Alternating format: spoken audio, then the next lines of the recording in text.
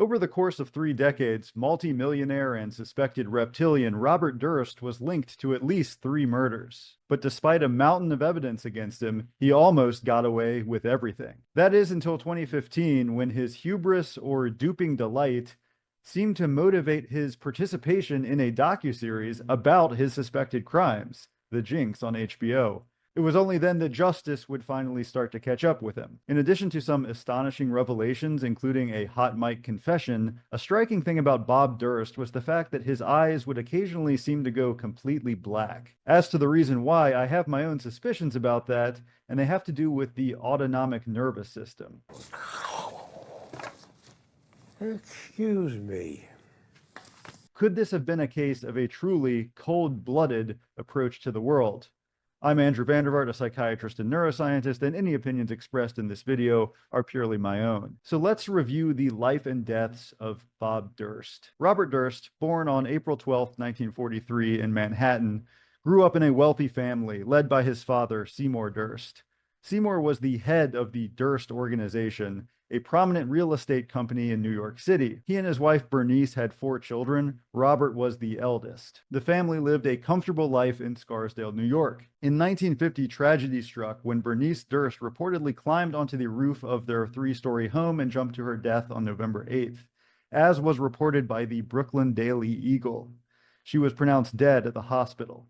Robert, just 7 years old at the time, would later claim that he witnessed the incident, a memory he said deeply affected him. Of course, decades later, following revelations about Robert Durst's crimes, his brother Douglas would dispute that account, stating that all 4 siblings were actually staying with a neighbor at the time of their mother's death. So Douglas accused Bob Durst of fabricating the story to elicit sympathy, the poor little rich kid kind of narrative, but nevertheless, it likely was traumatizing to have a mother with severe mental illness, and nevertheless, Bob Durst would maintain that he felt alienated from his father and siblings after Bernice's death. And a 1953 psych eval of the 10-year-old Robert would describe him as showing signs of personality decomposition and possibly even schizophrenia, according to Vulture. Now, the term schizophrenia was used a bit more loosely, you could say, in the 1950s, where something like a schizophrenic reaction would describe something that we may now call dissociative trauma or something like this.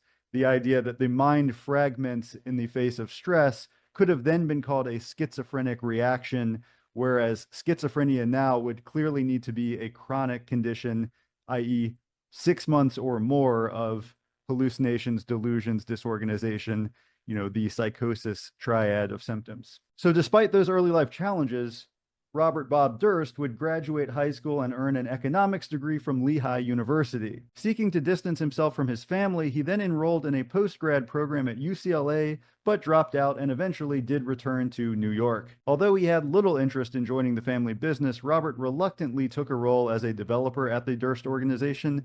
However, his passion lay elsewhere. He devoted more energy to running a health food store he opened in Vermont. Despite tensions within his family, his life appeared relatively ordinary at this time. But in 1971, Robert met Kathleen McCormick, a young dental hygienist working multiple part-time jobs in Manhattan and Long Island, who would later go to medical school. After dating for 2 years, the couple married in 1973. But from the outset, their relationship was marked by turbulence and allegations of abuse. Jim McCormick, Kathleen's brother, recalled witnessing Durst's violent behavior firsthand. At a Christmas gathering at the McCormick home, he saw Durst grab Kathleen by her hair and yank her forcefully to leave. He said, quote, "She went with that pull. My grandmother's eyes were as big as pizza pies. Kathleen just grabbed her coat, turned to me, and said, 'It's okay, Jimmy,'" Jim recounted in an interview with News 12. Kathleen's diary later revealed that in 1976, Durst had forced her to have an abortion, apparently throwing water on her as she left for that appointment, though the reason why is not clear to me, seeming to just add insult to injury. But there was something about Bob Durst that got off on being cruel, sadistic, cold-blooded. Durst's allegations of abuse would only intensify. On January 31st, 1982, Kathleen made an unexpected appearance at a friend's party. According to that friend, Gilberte Najami, Kathleen seemed unusually agitated and deeply worried about Bob Durst's behavior. During the party, Durst called Kathleen and insisted she return to their home in South Salem, New York. Before leaving, Kathleen reportedly told Najami, Promise me, if something happens to me, you'll check it out. I'm afraid what Bobby might do. Kathleen was never seen again. Durst told police that he and Kathleen had argued that night and decided that she should stay at their Manhattan apartment. He claimed to have dropped her off at a train station and later spoke to her by payphone after she supposedly arrived in the city. Initially, building staff at the couple's Manhattan apartment did report seeing Kathleen that evening, but evidence later suggested they were mistaken. Additionally, her medical school, where Kathleen had been a student now at this time, received a call from apparently Kathleen reporting her absence after she had already disappeared, but that call is now believed to have been made by one of Durst's female friends. Further investigation revealed that Kathleen had requested a $250,000 divorce settlement just weeks before vanishing. Durst reportedly reacted by canceling her credit cards, removing her from their joint accounts, and halting tuition payments for her medical school. Despite these alarming details, authorities found no definitive evidence linking Durst to Kathleen's disappearance and did not charge him. Now, I'd like to add that $250,000 as a settlement from someone who was an heir to a family that owned... How many office buildings does the Durst organization currently own? 9. And can you tell me what those office buildings are?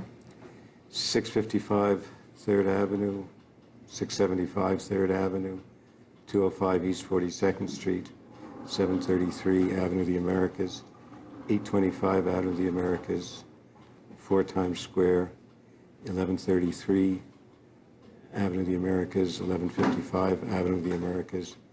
Seems almost like a paltry sum. And again, his reaction seems to be more about wanting to cause pain or destruction than it does about some kind of moral indignation. In 1990, Bob Durst officially filed for divorce, citing spousal abandonment due to the prolonged supposed disappearance of Kathleen McCormick. Kathleen's brother, Jim McCormick, remains absolutely convinced of Durst's guilt in her murder. Asked if he had any doubts about what happened to his sister Kathleen, he said, "None, absolutely none. Bob Durst killed my sister in 1982. So during the time that Bob Durst was avoiding charges related to Kathleen McCormick's 1982 disappearance, his close friend, Susan Berman, became his staunch defender and would act as his unofficial spokesperson, working to protect his public image. So who was Susan Berman? Well, Bob had met her during his brief postgraduate studies at UCLA. She was the daughter of a Las Vegas mobster,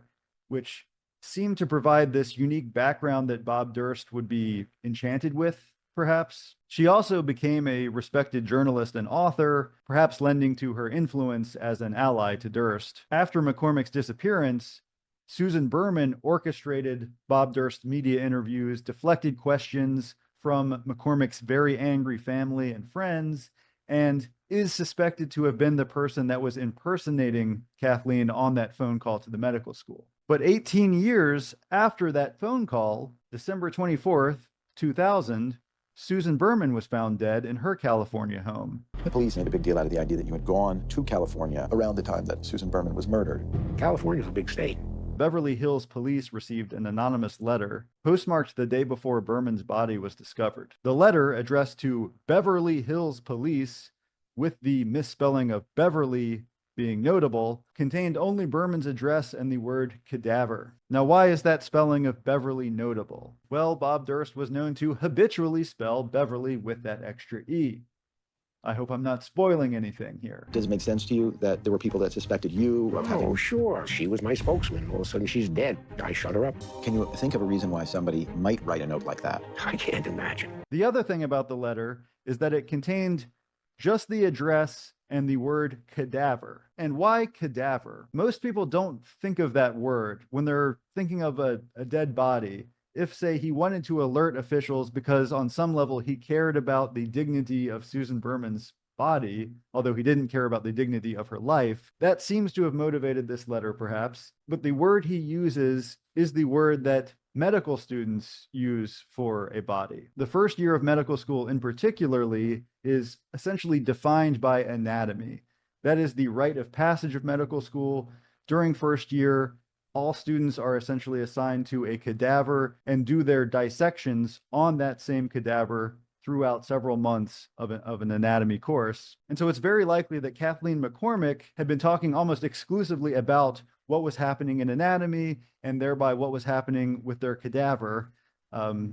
It tends to be something that occupies people's minds, right, during medical school. So Bob Durst had likely heard Kathleen use the word cadaver countless times. And so it is instructive that he used that word rather than body or corpse or deceased person. Strangely clinical too, cadaver. It also may speak to his sterile view of all of this. Like it's just a clinical decision he had to make. Now, investigators also learned that Susan Berman had been contacted about McCormick's cold case shortly before her murder. Some believed she was ready to reveal crucial information about Durst's involvement. This, combined with that cadaver note, drew renewed attention to Durst. Although he denied writing the letter or being involved in Berman's death, the connection between Berman, Durst, and McCormick was difficult to ignore, particularly since Durst had remained in contact with Berman and had given her $50,000 shortly before her death. As suspicions mounted, Durst vanished, leveraging his wealth to evade authorities. That is, until his actions in this place he had escaped to would again bring the spotlight upon him. Bob Durst has been arrested in Galveston, and he's murdered his neighbor or something. And it was like, holy shit, can this be our Bob Durst? The fact that Morris Black had been murdered in Galveston was not something that would have garnered any attention at our end. It was only when they made the connection to Robert Durst. You find out that he belongs to one of the richest families in New York City. But that's not strange enough. The guy is also suspected in his wife's disappearance in New York. In Galveston, Texas, Morris Black was known as a reclusive 71-year-old who largely kept to himself. Rarely seen socializing or even leaving his apartment, Black was considered a loner. This made the discovery of his dismembered remains in Galveston Bay in September 2001 all the more shocking. Police were able to identify Black from the remains, but his lack of close connections left them puzzled about who might want to harm him. Among his few known acquaintances was his neighbor, a seemingly harmless elderly woman named Dorothy Siner. We found out who owned the building. It was a guy by the name of Klaus Gilman. Was able to ascertain that the tenants downstairs was an older man named Morris Black that lived in apartment number 1.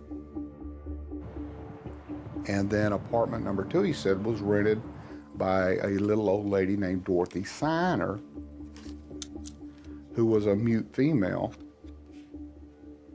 As it turned out, Dorothy Siner was an alias for Robert Durst, who had assumed the disguise of an old woman while living in Texas to hide from scrutiny. Before fleeing to Galveston, Durst had secretly remarried a New York real estate broker, Deborah Lee Sheraton, but now he was in South Texas, alternating between wearing women's clothes and his usual attire. His cover was only blown when police investigating the murder of Morris Black were following a trail of blood evidence. There was actually blood in both Morris Black's apartment and in Bob Durst's. There was blood spatter in Bob Durst's apartment. And so then investigating that neighboring unit, they found an eyeglass prescription for Robert Durst, not Dorothy Siner. Regarding Morris Black, all indications were that he had been shot in the head before being dismembered. So in October 2001, Durst was arrested and charged with murder for the first time. However, he did not remain in custody for long. He jumped bail and fled. He evaded capture for 45 days, but was finally apprehended in Pennsylvania when he was caught shoplifting a sandwich.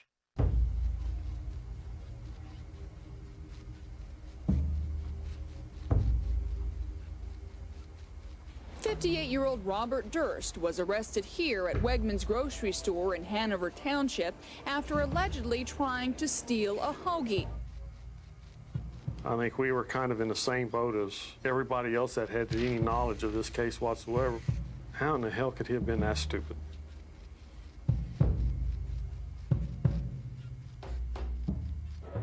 He just kind of got cold look. All the color ran out of his face, and he just stared at me, and he said, "I'm not saying another word until I speak to an attorney."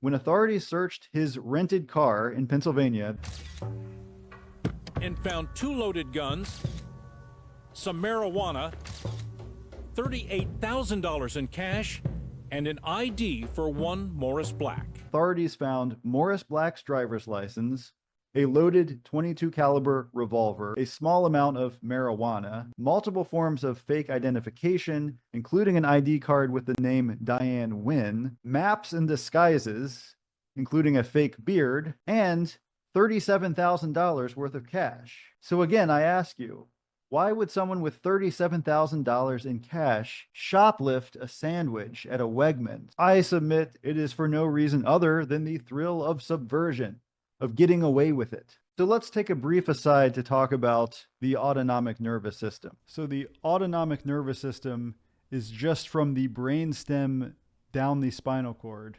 So if you can extract the sort of ancient shape here, okay? At least metaphorically, this is an ancient reptile shape. But what does it do? The sympathetic, the fight or flight part of the autonomic we see in red.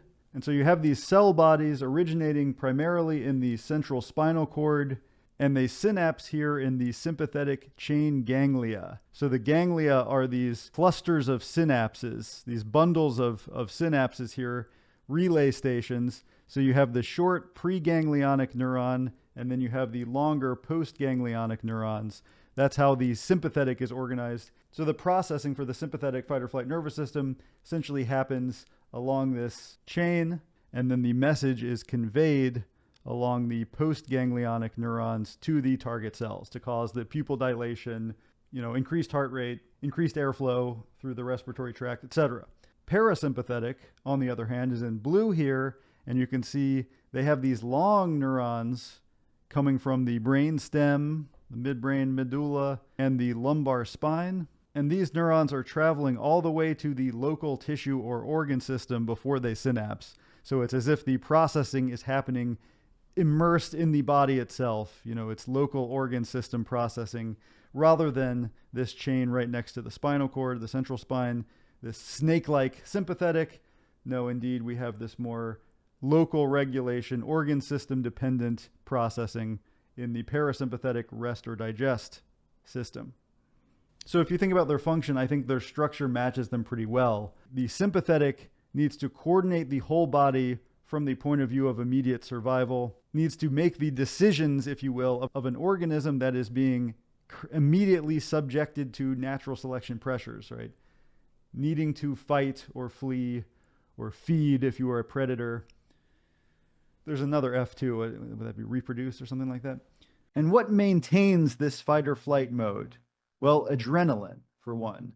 Adrenaline, the British name that's catchier than the now American term epinephrine, is the neurotransmitter underlying sympathetic activation, the fight or flight mode. Bob Durst seemed to be identifying with the sympathetic nervous system. An ironic term because I don't think he was a sympathetic person at all. What I mean is he was autonomic. Rather than processing things with his central nervous system, he was almost always reacting on autonomic impulses. The autonomic impulses could be divided into the sympathetic fight or flight nervous system and the parasympathetic rest and digest nervous system. Both of these are typically the domain of decisions we outsource. But for Durst, it seemed to be the domain he lived in all the time. Why do I say this? Well, for one, he seemed to need an almost constant source of adrenaline, such as the fact that during these 45 days that he's evading capture, he's not just laying low, he's still stealing sandwiches. Who knows how many petty crimes he had been committing and getting away with up to that point. He could have been stealing something every day, and this is the first time he was apprehended. At that time, we know he was at least committing another petty crime of marijuana possession, because this was before mass legalization. But much of his life is lived in this kind of fight or flight mode, I would submit. Why indeed did he murder Morris Black in the first place? The prosecution would speculate that Black may have become suspicious of Durst's true identity and why he was in hiding, and this possibly prompted this fatal confrontation. But I think more likely, Bob Durst was just looking for a thrill kill, and he thought a loner is someone that he could kill with no repercussions. And of course, we must wonder, just as he could have stolen many sandwiches and gotten away with it before the one where he got caught, how many Morris Blacks could he have gotten away with before the one where he got caught? It is also during the sympathetic nervous system activation that one's pupils dilate. Like a predator that needs to be able to scan his environment and take in all of the visual stimuli he can, a human in fight or flight mode needs to know as much about the immediate environment as possible, and so the pupils dilate. If the pupils dilate sufficiently, there may be only a negligible amount of iris that's dark enough, close enough to black that it is overshadowed by the pupil. And additionally, if you squint, right, if the person squints, which most people do when they need to focus for a variety of reasons, excluding peripheral light, bending the lens a little bit to increase the focus. Once you're squinting, even the cornea and the remaining parts of the iris will be obfuscated to the point that the eyes can appear completely black, just the pupils being sort of revealed between the eyelids. So I want you to think about two things in the case of Bob Durst. Hyperreactivity of the autonomic nervous system, so these modes being easily triggered and then being exaggerated in their effects, and also over-identification with the autonomic nervous system, and really over-identifying with the sympathetic fight or flight mode in particular, reptile mode. And then possibly he is actually dissociating once he goes into the parasympathetic mode. His ego is dissolving in some way once that switch is flipped. So again, what is the evidence that his autonomic nervous system is hyperactive and exaggerated? Well, the intense pupil dilation with the reactive anger, rage, and the constant appetite for adrenaline are all signs of a hyperactive fight or flight mode. But there is also evidence that his parasympathetic might be hyperactive and exaggerated. What does that say to you?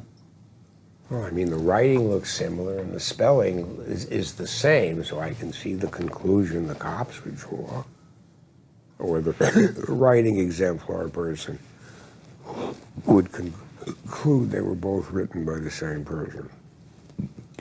One thing the parasympathetic rest or digest nervous system is responsible for is burping. This is supposed to be part of gastrointestinal motility regulation. But for Durst, it becomes an involuntary response when he's caught. We begin to get this picture then of someone who's living his life identifying purely with the autonomic nervous system, and more so identifying purely with the predatory fight or flight mode, but in some ways craving the rest that would come if he was finally caught, because this seems to be the only thing that can cease his sympathetic, adrenaline-fueled fight or flight functioning and bring him into the parasympathetic mode. Cortical processing is what we think of as voluntary, deliberate thought, deliberate control, planning, complex problem solving, emotional regulation, complex emotional regulation. And now I'm not going to say that Robert Durst doesn't have volitional control, but I'm saying that he has outsourced his volition. He is not really interested in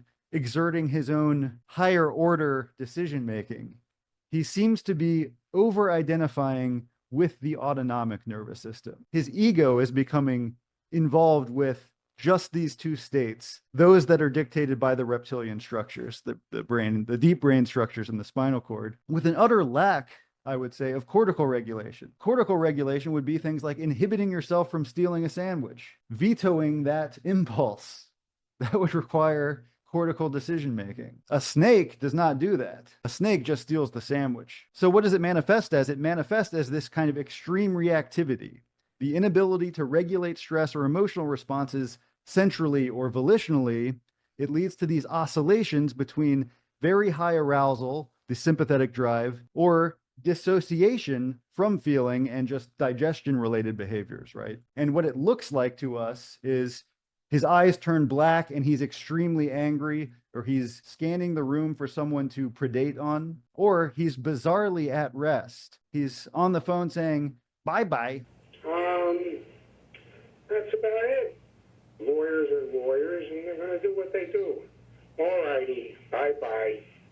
I would tend to cooperate with you with whatever it was you're going to do. You've got all my phone numbers, so I'll look forward to hearing from you. Sounds good. Talk to you soon. Bye-bye.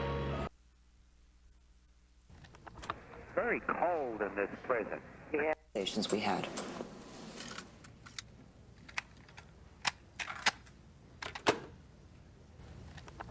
Very cold in this prison. Yeah, cold out. Well, it's cold out, but I feel like it's cold in this prison. But I'm sitting here all covered with sweatshirt. There's some guys who are quote-unquote in paper.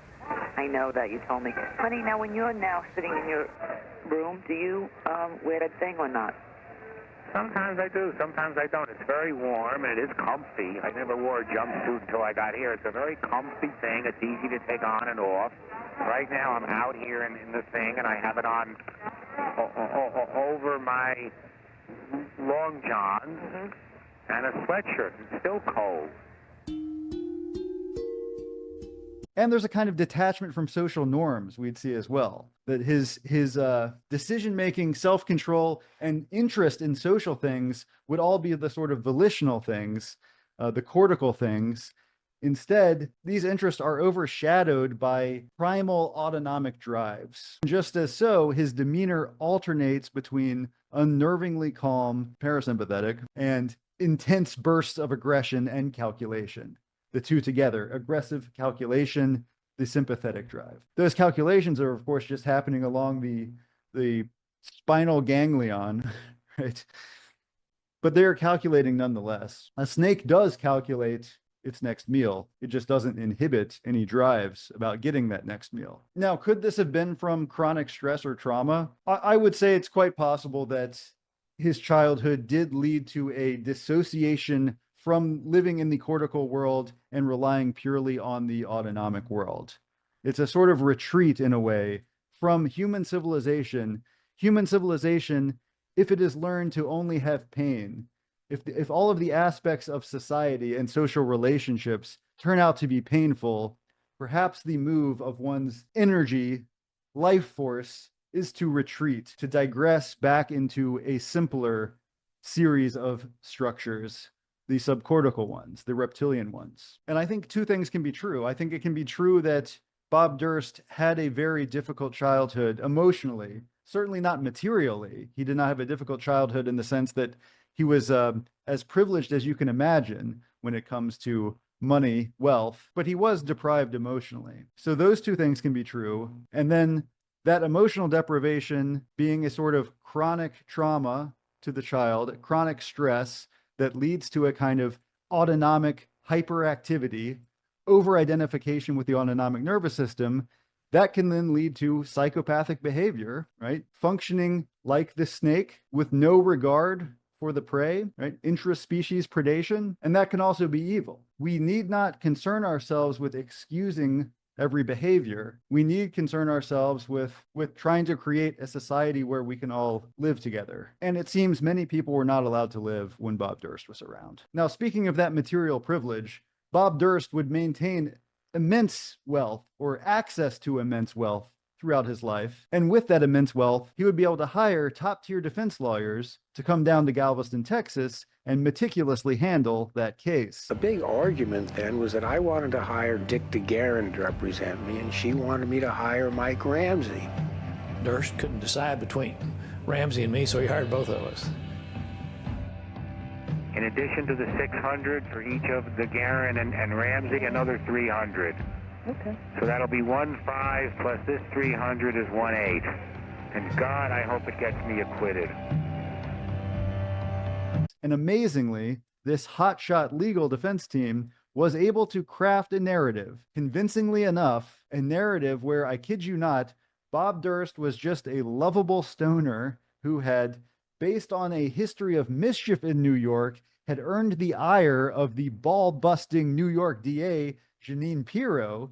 And really, this whole case in Galveston, the defense would claim, was motivated by the ball-busting Jeanine Pirro wanting to get some kind of political revenge or persecution against dear old Bob. And that jury acquitted Durst of murder, allowing him to escape the third murder for which he was the lead suspect, albeit the first where he had been charged. So in 2010, there was this film, All Good Things, inspired by Robert Durst and his relationship with Kathleen McCormick, with its namesake coming from that health food store. All Good Things was the health food store in Vermont. And the film premiered in 2010.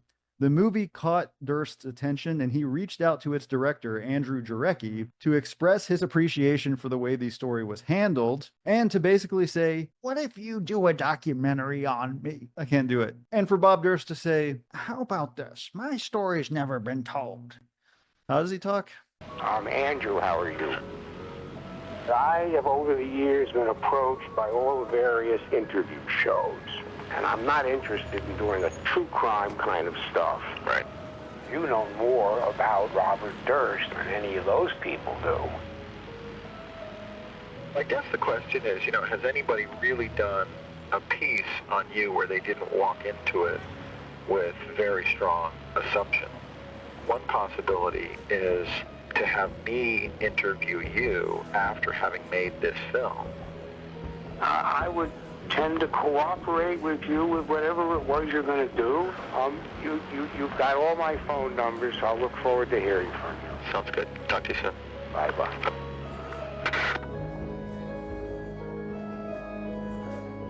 Hey guys, this video was suggested on and supported by my Patreon. That's right, I have a Patreon page where you can get hours of bonus content. All the stuff I couldn't say on YouTube. No, really, there are hours and hours of extra videos on this Patreon page. I've got a fantastic community, the best fans in the true crime biz, they say. So if you are already supporting me on Patreon, thank you so much. I really do appreciate it. The financial support goes a long way towards helping me make more videos more quickly, and the intellectual support from the patrons makes all of this more fun. So, let's get back to the fun. Essentially, Bob Durst then gives Andrew Jarecki exclusive access to Bob Durst, exclusive interview time, and that becomes the documentary The Jinx. Now, there's actually a sequel, Jinx Part 2, out in 2024, but I'm just focusing on The Jinx Part 1. The Jinx is a compelling documentary for many reasons, but none of them can rise to the same level as the finale. So there are going to be some spoilers here if there haven't been already in this video. So if you haven't watched The Jinx and you want to, do that first. The way it happens in that documentary is breathtaking. I'm not going to take your breath away with this right now. I'm just going to talk about it. So there are these revelations in the finale of The Jinx. That's her address. Block letters if somebody was hiding their signature. And they spelled Beverly wrong.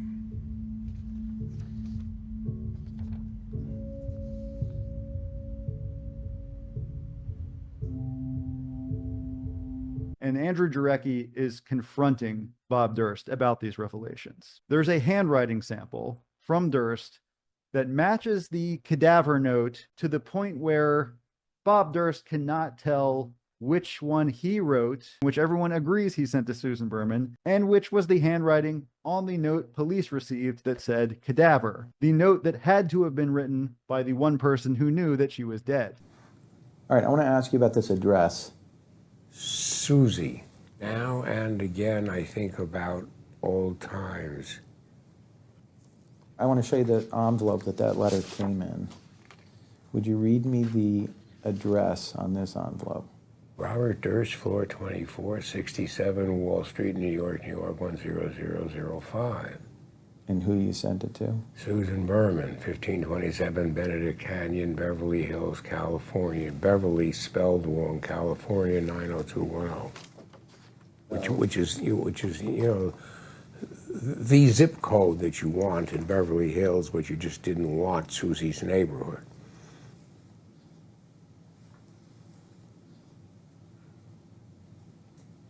So obviously I want to ask you about the cadaver note, the famous cadaver note. Can you read me the spelling of Beverly Hills? Police, 1527 Benedict Canyon, cadaver. Same misspelling. So Beverly is spelled the same way on this and the same way on this. Same misspelling.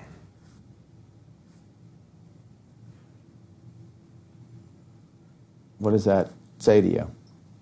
Well, I mean, the writing looks similar and the spelling is the same, so I can see the conclusion the cops would draw, or the writing exemplar person would conclude they were both written by the same person. And I think this, I mean, this is a comparison of the two, right? Which is, Very similar. so I guess the question is, did you write the cadaver note? No, I didn't write the cadaver note. So you wrote this, but you didn't write this? Definitely wrote this, but I definitely did not write that. I guess I'm searching for a way, among other things, to understand how Two people could misspell Beverly? I'm searching for a way to figure out how you didn't write the cadaver note, because it's so similar. Well, what I see as the similarity is really the misspelling in the Beverly. Other than that, the block letters are block letters. How else would you write a block letter than that? I mean, it's almost like a typed thing. It's going to look, with two typewriters, it's going to look the same. So you wrote one of these, but you didn't write the other one. I wrote this one, but I did not write the cadaver one. And can you tell me which one you didn't write?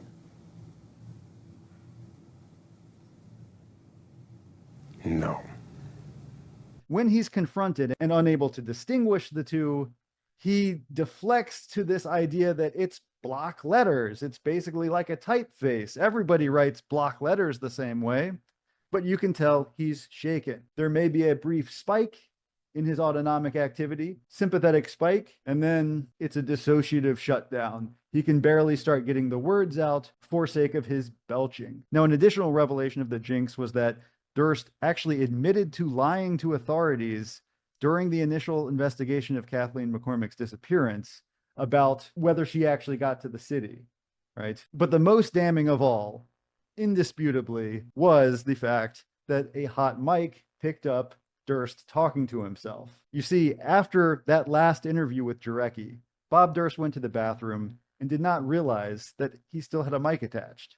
Or you wonder, did he realize? Is there some part of him that was just desperate to get all the way caught at this point? Not consciously, I don't think. More likely it's the same hubris. It's the fact that he can't actually conceive that he's ever going to get really caught that makes him completely cavalier about such possibilities. Regardless, what does the hot mic pick up? Can I have this, or are you going to send me? Yeah, I want you to have it. Thank you. Oh. Do we have Bob's bag nearby? You want to take one of these sandwiches, Bob? Yeah, but we can wrap one up in an actual napkin. What are we going to do with them? I am going to go use the restroom, which is right here.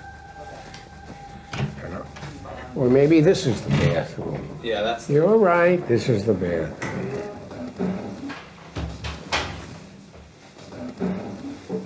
There it is. You're caught.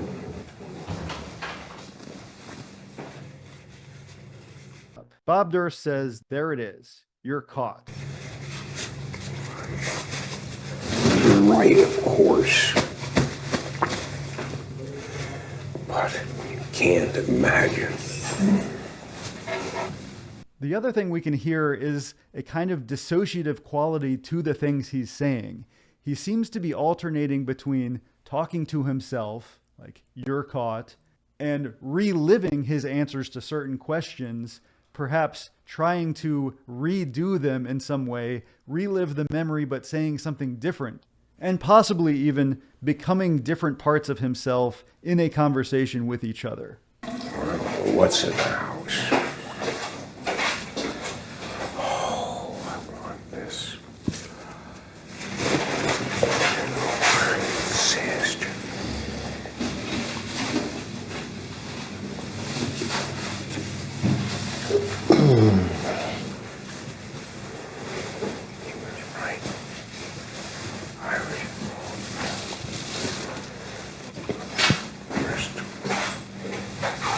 This is certainly a breakdown of the kind of more organized single narrative internal monologue, but I can't say it in and of itself would necessarily indicate something like he's hearing voices. It's possible that some of these are actually an external, a voice response to an internal voice he's hearing, but it's also possible that this is just these sort of non-linear jumping around in your mind as you experience sort of fragments of the present mixed with fragments of the past, mixed with fragments of some future you're practicing for. It's this frantic kind of rehearsal, reliving of these conversations that are triggering him into this kind of dissociative response.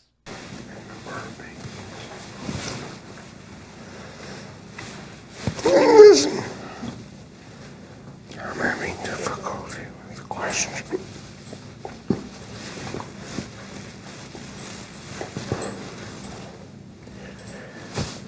What the hell did I do?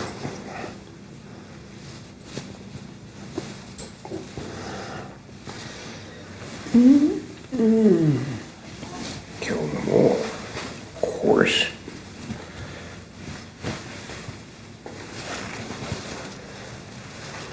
What did you do? Killed them all, of course. And he even shows, in a strange aside, that he's aware that the belching might make him look guilty as well, though probably other people wouldn't think so much about that part. But for him, if he identifies with his autonomic functioning as much as I think he does, if he lives in the autonomic nervous system, then the belching is as real to him as anything. Before that final episode actually aired, Durst, then 71 years old, was arrested by FBI agents at a New Orleans hotel where he appeared to be planning an escape to Cuba. This time, Durst's flight was cut short and he was charged with the murder of Susan Berman. The trial for Susan Berman's murder began on March 2nd, 2020. However, proceedings faced repeated delays due to the COVID-19 pandemic and Durst's worsening health. The trial resumed in June 2021, featured 80 witnesses and over 300 pieces of evidence presented by the prosecution. That is, according to the New York Times. On September 2021, a jury found Robert Durst guilty of murdering Susan Berman. He was sentenced to life in prison without parole, and shortly after, Durst was formally charged with the murder of Kathleen McCormick, but he died before the trial could begin. That was on January 10th, 2022, just months into his sentence, that the 78-year-old Durst died of cardiac arrest. Thus, for the 3 murders for which he was charged, he was acquitted for one, guilty of another, and did not make it to trial for the third, and would serve 2 months in prison out of the 78 years of his life. For his brother Douglas, Durst's death was bittersweet. While Durst was family, he had posed a threat to others, and reflecting on his brother's life, Douglas stated, "Bob lived a sad, painful, and tragic life. We hope his death brings some closure to those he hurt." For the McCormick family, the answer to that would be no, it didn't. Durst's death was actually deeply frustrating to the McCormicks, for they were robbed of the chance to see him finally held accountable for Kathleen's murder. Their attorney, Robert Abrams, remarked, "Kathie's family hopes her story will, at the very least, shine a light on the extent to which rich and powerful people are able to manipulate and control the criminal justice system." Robert Durst died having never been held accountable for Kathie's murder. And certainly I agree, it does not seem fair whatsoever. In my personal opinion, the evidence that Bob Durst was responsible for Kathleen McCormick's murder is essentially overwhelming. However, he never went to trial, and it's not the same to say we can suspect it when we're not really allowed. Technically he's innocent until proven guilty. So it's not the same. Now, the lesson I would take away from it is beware the black-eyed adder, the individual who has become only a function of their autonomic drives. For some of those autonomic drives are the cruelest possible when they manifest in human societies. Beware the black-eyed adder. Beware the man that has forsaken his conscience, for the conscience is only in volitional decisions. And all that's to say, if someone is looking at you the way Bob Durst looked at Andrew Jarecki after he began confronting him. 2 people could misspell Beverly? I'm searching for a way to figure out how you didn't write the cadaver note, because it's so similar. Get as far away as possible. That's it for now. Thank you for watching. I'll see you in the next one.